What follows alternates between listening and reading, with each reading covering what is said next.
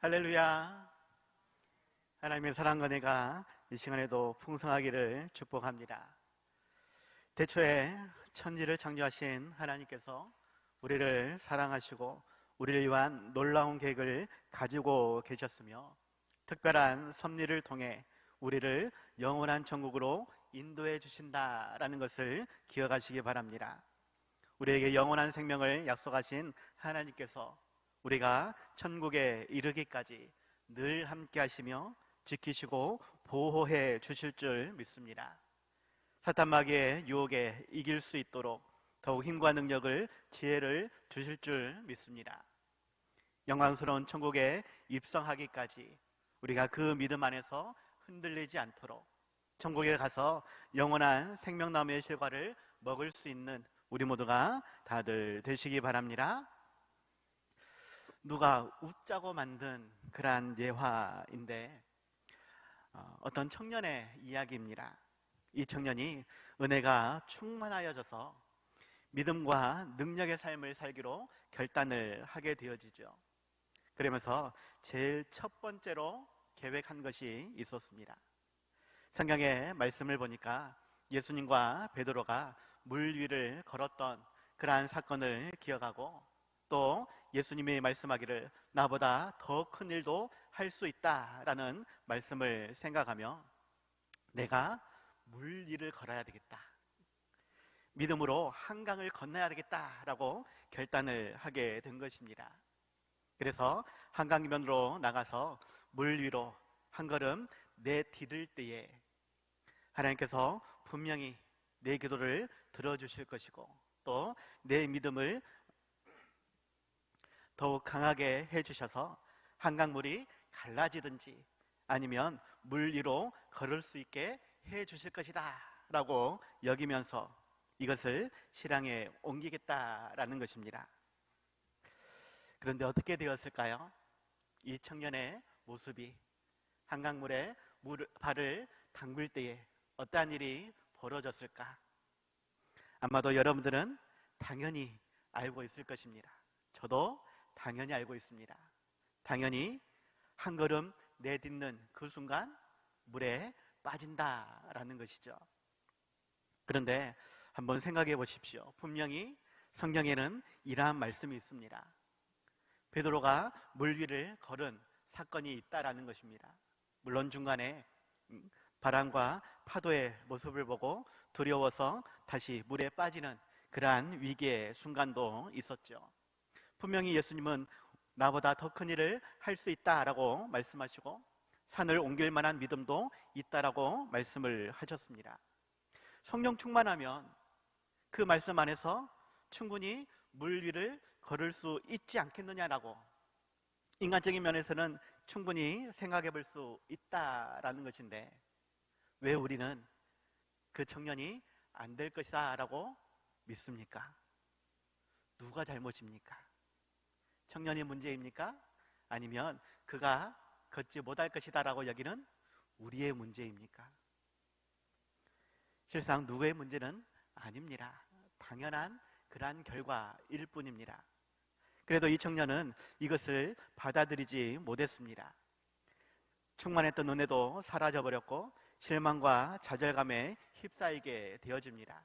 그래서 담당 목사님을 찾아가 따지듯이 묻게 되어지죠. 분명 믿음이 있으면 산을 옮길 수도 있다라고 말씀하셨고 베드로도 나중에 실패하기는 했어도 물 위를 걷지 않았느냐고. 자기는 반드시 분명히 기도했고 은혜도 충만한데 믿음도 확실하고 두려움도 없었는데 왜 물에 빠진 것입니까? 라고 따지듯이 그 목사님께 이야기를 했다라는 것이에요. 만약에 이렇게 질문할 때 여러분은 그 청년에게 무엇이라고 말해 줄 수 있겠습니까? 솔직히 인간적인 생각이라면 이런 미친 이렇게 이야기하지 않았을까? 겉으로는 드러내지 못할지라도 속으로는 육두문자를 쓰면서 이라고 이야기하지 않았을까? 그런데 이 목사님은 매우 친절하게 이 문제를 해결해 주었습니다. 단순한 질문이었습니다. 이 청년에게 다시 질문을 하는 것이죠. 이복의 청년, 분명하게 성경에는 그렇게 기록되어 있네. 믿음이 있는 자에게는 능치 못함이 없음을 나도 믿는다네. 그런데 말이야, 예수님이 자네에게 물 위로 걸어오라고 말씀하셨는가? 라고 질문을 한 것입니다. 그러자 청년은 아니요 라고 대답할 수밖에 없었죠. 그러자 이 목사님이 그러니까 빠지지. 베드로도 예수님이 걸어오라고 하셨기 때문에 그럼에도 불구하고 믿음이 연약해서 빠졌지만 자네는 그러한 말씀을 하지 않으시지 않았는가? 말씀 안 했기 때문에 당연히 빠질 수밖에 없는 것이네. 아마 베드로도 그랬을 것이네 라고 말을 하는 것입니다. 그래서 아무리 믿음이 좋다고 해도 예수님이 하라고 하시면 하는 것이고 하지 말라고 하시면 안 하는 것이 우리의 신앙이네 라고 이야기하는 것이죠. 그래서 다시 한번 하나님께 뜻을 물어보고 만약에 하나님이 한강을 건너라 말씀하시면 그때 건너게, 그때는 진짜로 걸을 수 있을 것이네, 이렇게 답을 해주었다라는 것입니다. 이와 통해 말씀을 드리고자 하는 것은 우리는 하나님을 잘 안다라고 생각하지만 실상은 잘 모른다라는 것이에요. 우주 만물의 창조자이시고 영원 전부터 영원까지 계시는 그 위대하신 하나님은 분명 우리를 위한 놀라운 계획을, 크신 사랑을 가지고 계십니다. 하지만 그것을 어떻게 보여주시는지, 실제적인 삶에서 우리에게 어떻게 나타내시는지 실은 우리는 많은 부분에서 잘 모른다라는 것이에요.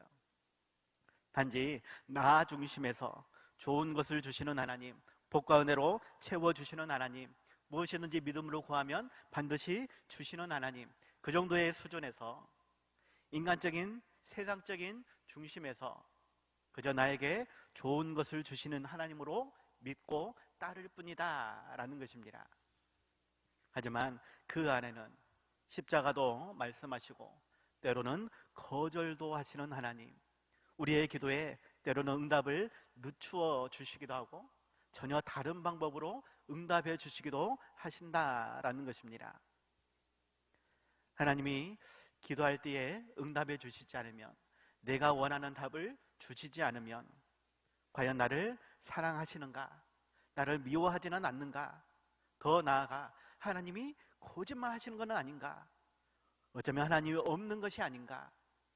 우리의 연약한 믿음은 그렇게 드러내게 된다라는 것입니다. 우리의 생각, 우리의 방식이 아닌 하나님의 뜻하신 대로 우리의 삶을 주관하신다라는 것을 기억하시기 바랍니다. 하나님이 정말 우리에게 주시겠다 말씀하셨는지, 우리에게 어떠한 명령을 하셨는지 우리는 더 깊이 묵상할 수 있어야 되겠고 그 말씀대로 순종하는 삶이 되어야 한다라는 것을 기억하시기 바랍니다. 계속해서 수요 예배 때에 웨스트민스터 소요리 문답을 공부하고 있습니다. 3월 첫 주부터 계속 말씀을 드리고 있는데 오늘 본문의 말씀은 3월 말쯤에 유일하신 하나님이라는 제목으로 이미 한번 말씀을 드렸습니다. 그럴지라도 전체적인 3월 초부터 지금까지 지난주까지의 말씀을 다시 한번 요약해서 하나님이 어떠한 분인가, 우리에게 어떠한 말씀을 주시는가, 여기에 초점을 맞추어 말씀을 나누고자 합니다. 신학적인 부분을 다루고 있기 때문에 좀 많이 어렵습니다. 그럼에도 불구하고 우리에게 주신 말씀, 신구약 66권의 말씀을 통해 더욱 하나님을 알아갈 수 있는, 더욱 닮아갈 수 있는 신실한 제자가 되기를 축복합니다. 그 하나님을 더욱 알아갈 수 있는, 그 하나님을 담대히 증거할 수 있는, 어찌하든지 믿음 안에서 그 하나님과 동행할 수 있는 우리 모두가 다들 되시기 바랍니다. 첫 번째입니다. 하나님은 우리에게 말씀하시는 분이다 라는 것을 기억하시기 바랍니다. 하나님은 우리에게 말씀하시는 분이다.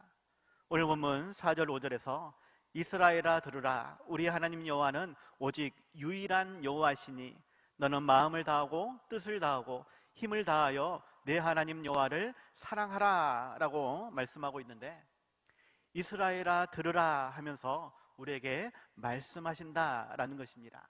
우리로 그 말씀을 들어야만 한다라고, 우리는 그 말씀을 듣는 존재로 창조하셨음을 말씀하고 있다라는 것이죠. 출애굽 시점에서 모세는 사람들에게, 히브리인들에게 하나님이 어떠한 분인지를 가르쳐야만 했습니다. 그 전까지는 부모로부터 구전되어진 하나님의 말씀을 자녀들이 대충적으로는 알 수 있었지만 명확하게 깨닫지는 못했다라는 것입니다. 그들에게서 히브리인의 하나님의 존재가 진짜로 필요한 것인지, 그 말씀을 따라야 하는지를 그들이 알아야 했다라는 것이고, 모세는 그들에게 자세하게 설명해야만 했다라는 것입니다. 그들이 살고 있는 애굽의 신들과 차이점이 무엇인지, 그들 신들보다 더 뛰어난 분이신지, 그 하나님을 믿고 따를 수 있는지, 왜 그 하나님을 따라 출애굽을 해야 되는지, 이 모든 것을 그들은 알아야 했기 때문에 하나님은 특별히 모세를 통해 창세기부터 신명기까지 말씀을 가르쳐 주셨다라는 것이죠. 그리고 선지자들을 통해서 여러 부분과 여러 모양으로 우리 조상들에게 말씀하신 하나님이 이 모든 날 마지막에는 아들을 통해 우리에게 말씀하신다라는 것입니다. 그 하나님의 말씀이 신구약 66권에 다 기록되어 있다라는 것이죠.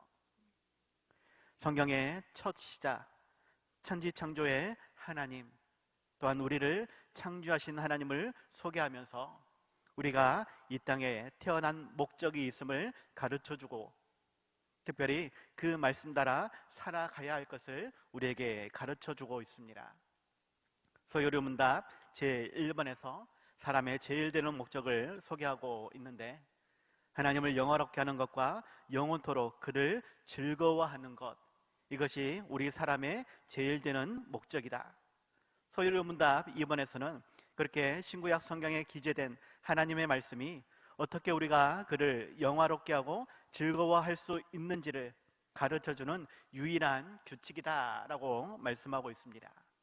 유일한 규칙이기 때문에 그 성경의 말씀, 신구약 66권의 말씀으로 우리가 하나님을 영화롭게, 또한 영원토록 그 하나님을 즐거워하는 그러한 삶을 살아야 한다라는 것이죠. 그렇게 하나님은 우리에게 말씀을 주셨습니다. 그 말씀의 핵심을 한마디로 요약한다라면 바로 하나님을 사랑하는 것이시죠.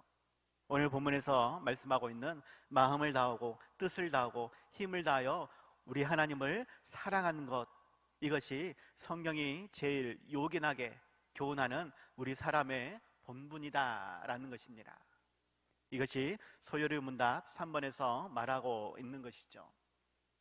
우리가 왜 이 땅에 태어났는지, 우리가 이 땅을 어떻게 살아가야 할지, 물론 세부적으로 당장에 오늘 무엇을 하고 당장에 내일 무엇을 할 것인지 구체적으로 말씀하고 있지는 않지만, 그 모든 삶을 통해 하나님을 영화롭게 하고 영원토록 하나님과 즐거이 교제하며 예배하며 찬송하며 영광 돌리기 위해 힘쓰는 삶이 되어야 한다라는 것입니다. 이를 위해 성경의 말씀을 주셨고, 그 성경의 말씀을 통해 우리가 더욱 하나님의 뜻에 합당한 삶을 살 수 있게 해주신다라는 것이죠. 우리는 성경을 통해 하나님이 어떠한 분인지를 알 수 있습니다. 그 하나님의 뜻을, 그 마음을 헤아릴 수 있습니다. 우리는 오직 그 말씀으로 살아가는 삶이 되어야 하겠고, 그 말씀 안에서 더욱 위로와 평안을, 힘과 능력을 주시는 하나님을 만나며 그 하나님께 영광 돌릴 수 있는 삶을 계획하고 기도하며 힘써야 한다라는 것을 기억하시기 바랍니다. 다만 우리의 인간의 이성이, 세상적인 과학이 이것을 명확하게 설명하지 못합니다. 오히려 믿지 못하게 만듭니다. 인간적인, 세상적인 관점으로 성경을 볼 것이냐, 하나님을 이해할 것이냐, 아니면 신앙의 눈과 마음으로 그렇게 하나님을 보고 말씀대로 살아갈 것이냐, 우리에게 주신 선택권입니다. 그 선택을 따라서 또한 책임을 지우신다라는 것을 기억하고 주야로 말씀을 묵상하며 그 말씀 안에서 온전히 하나님의 뜻을 분별할 수 있는 그 말씀 따라 살기로 결단하며 더욱 힘써 수고하는 우리 모두가 다들 되시기 바랍니다. 두 번째입니다. 우리는 하나님이 어떠한 분인지를 알고 그 하나님을 마음판에 새기며 또한 가르치며 전파하는 사명이 있음을 기억하시기 바랍니다. 하나님이 어떠한 분인지를 성경 말씀을 통해 알아야 한다. 그 말씀을 마음판에 새길 수 있어야 한다. 그리고 그 말씀을, 그 하나님을 가르치며 전파할 수 있어야 한다라는 것입니다. 오늘 본문 6절과 7절에서 말씀하는데, 오늘 내가 네게 명령하는 이 말씀을 너는 마음에 새기고 네 자녀에게 부지런히 가르치며 집에 앉았을 때에든지 길을 갈 때에든지 누워 있을 때에든지 일어날 때에든지 이 말씀을 강론할 것이며 라고 말씀하고 있지요. 우리의 사람의 본분이 하나님을 사랑하는 것이라고 말씀하셨는데, 그 사랑의 모양을 어떻게 사람들에게 드러낼 것인가 하는 것입니다. 말씀을 마음판에 새기며 그 말씀을 전파하는 사명이 우리에게 있음을, 특별히 하나님이 어떠한 분인지를 가르치고 전파해야 될 사명이 있음을 기억하시기 바랍니다. 자료에 따라서 조금 다르긴 하지만 우리나라에 내가 하나님이다 라고 말하는 이단이 20명, 20명이 있다고 이야기합니다. 또 제 이름 예수다 라고 외치는 자가 50명이 있다라고 이야기하죠. 그런데 코로나19 이후에 신종 이단들도 많이 늘어나서 숫자적인 집계는 의미가 없을 정도다라고 이야기합니다. 그만큼 하나님을 외치고 예수다라고 외치는 자가 많다라는 것이에요. 중요한 것은 우리가 믿는 하나님, 성경이 말씀하시는 그 하나님이 어떠한 분인지를 명확하게 모르기 때문에 더욱 우리는 말씀에 집중해야 한다라는 것입니다. 그리고 특별히 신학이라고 하는 그러한 관점으로 하나님을 다시 한번 살펴봐야 한다라는 것이에요.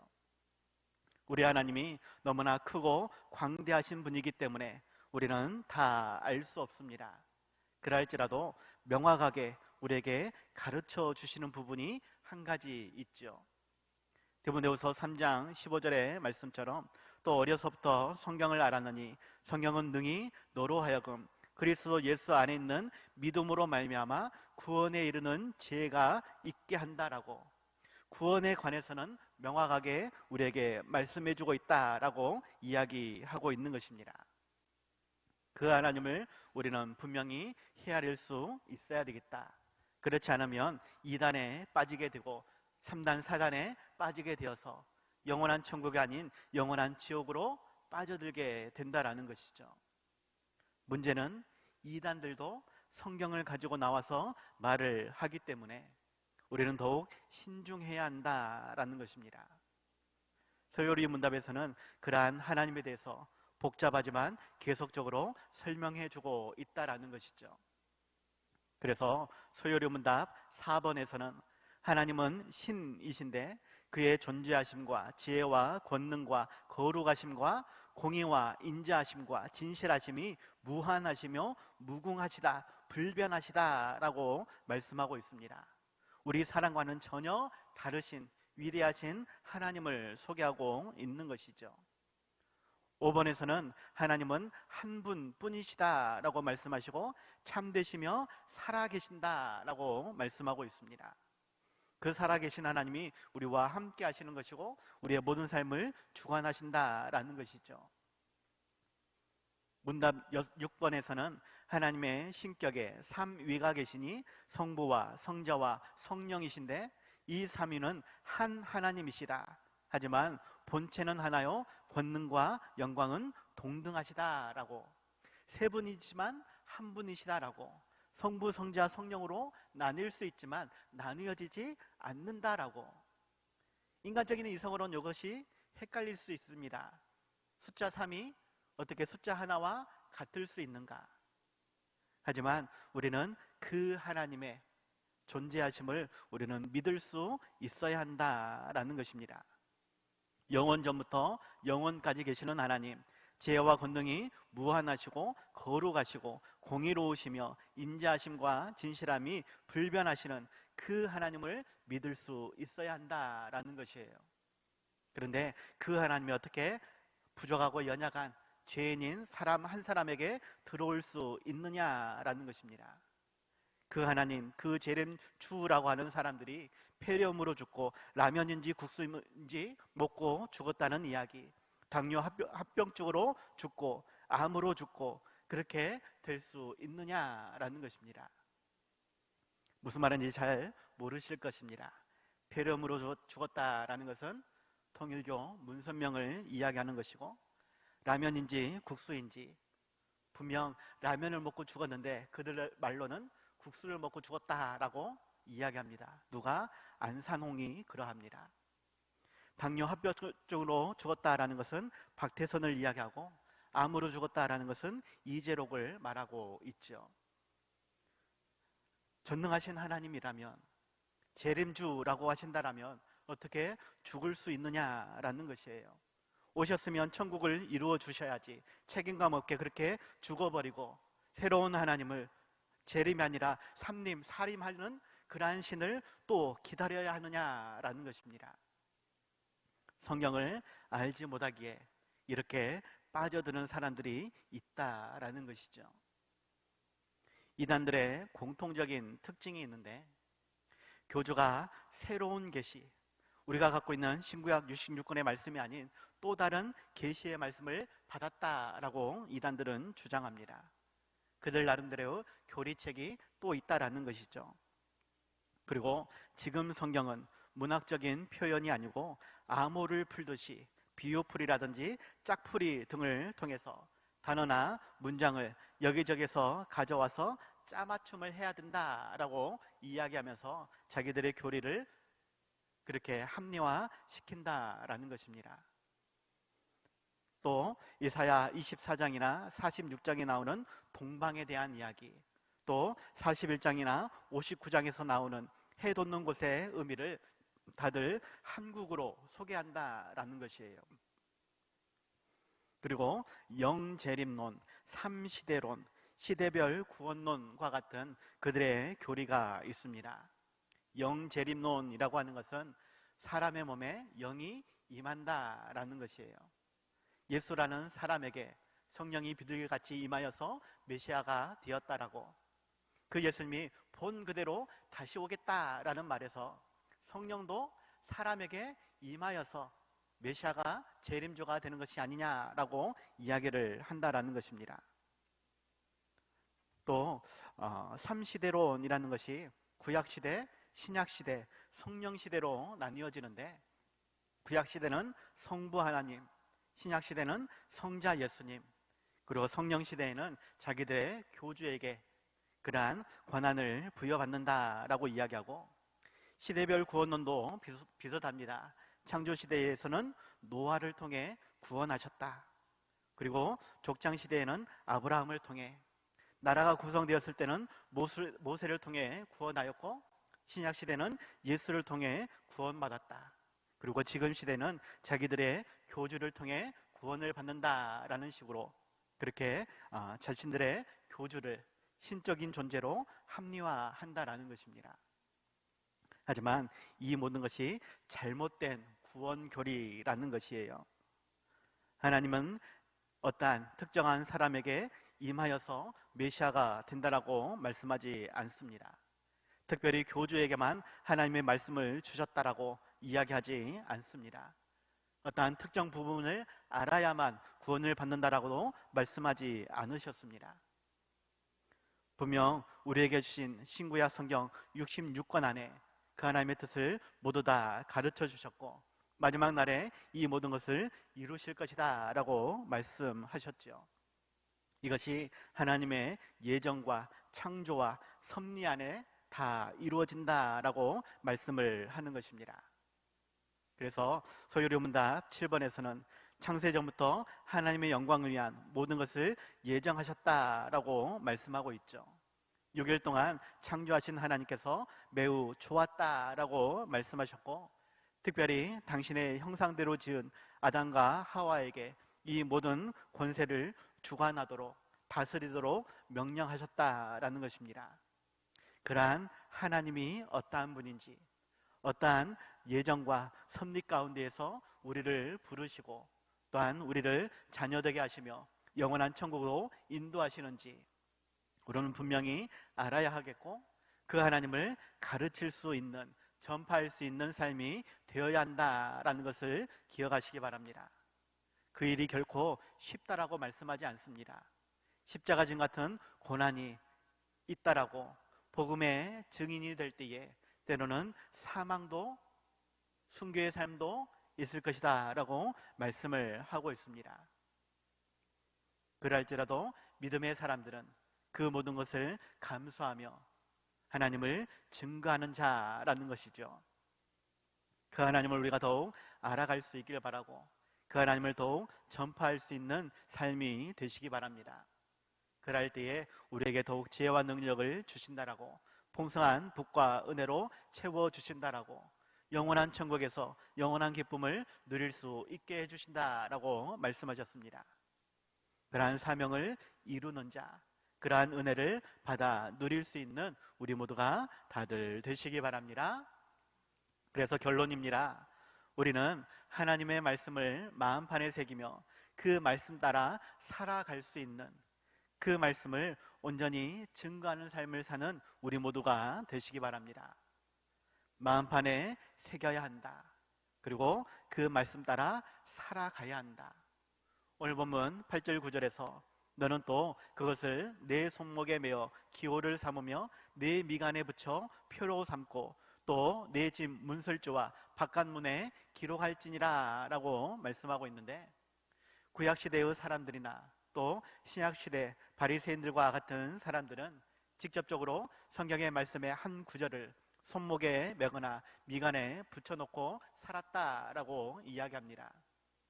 하지만 외적인 그러한 모양도 필요하겠지만 정말로 우리에게 말씀하신 것은 마음판에 새기며 언제나 그 말씀이 생각날 수 있도록, 그 말씀이 내 삶을 주관할 수 있도록 해야 된다라고 말씀하시는 것입니다.